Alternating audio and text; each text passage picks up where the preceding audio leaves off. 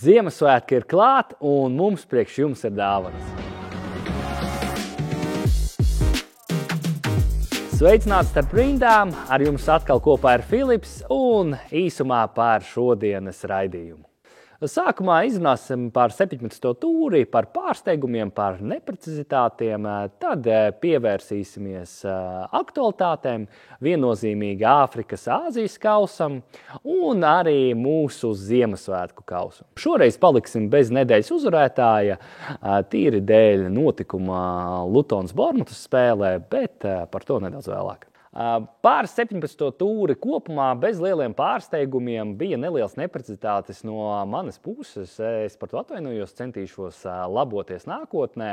Protams, ir jāatzīst savas kļūdas. Viena no manām galvenajām kļūdām ir Palmera neiesaistīšana top tier spēlētājos.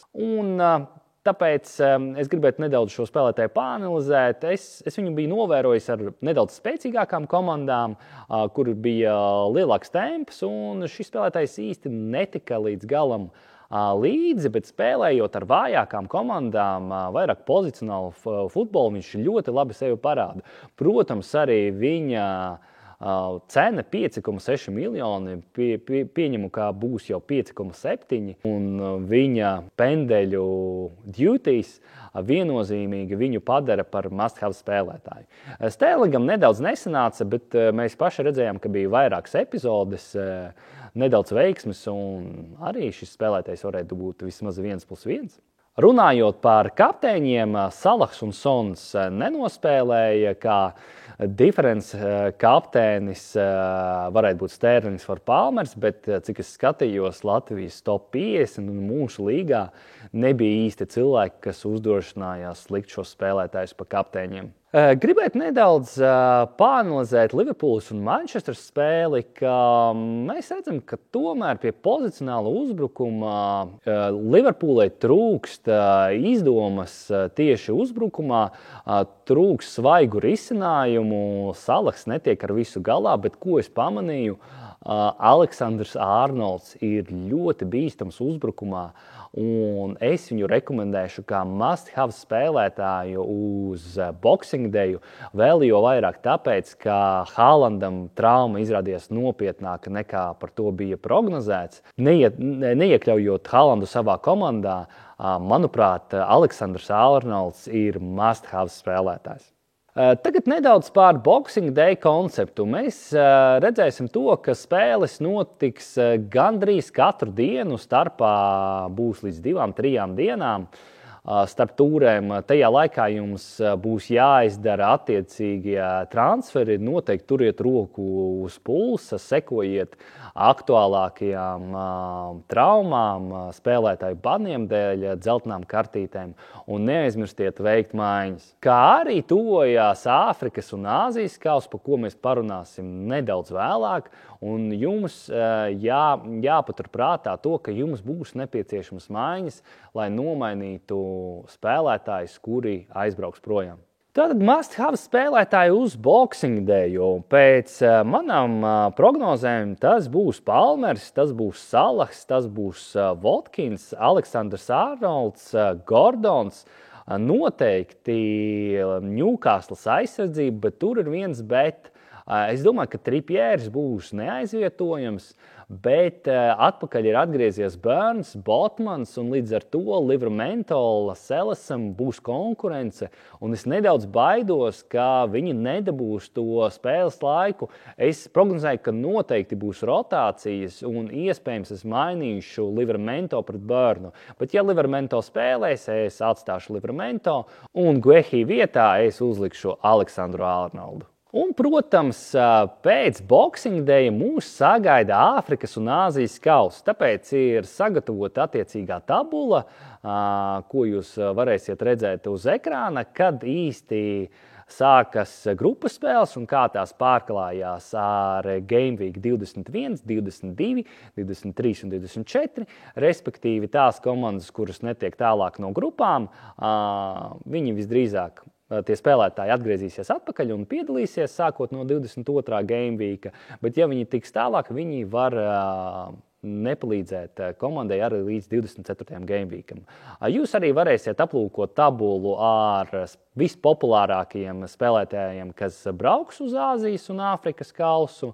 Protams, galvenie pretendenti ir Salahs un Sons. Tātad mans koncepts ir pagaidām bez Haalanda. Es mainīšu vai nu Gehi, vai nu Livramento pret Aleksandru Arnoldu. Ja es mainīšu Livramento, es tērēšu -4 punktus un paņemšu Bērnu.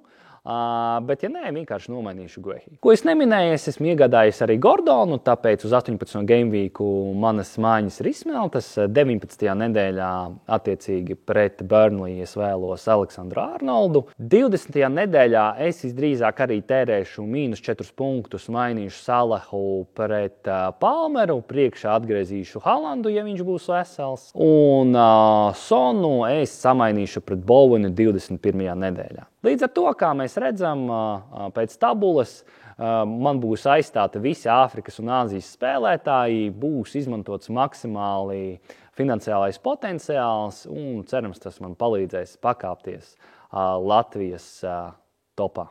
Atgriezīsimies nedaudz pie 18. stūres. Gribu parunāt tikai par centrālo spēli, Liverpoola pret Arsenālu.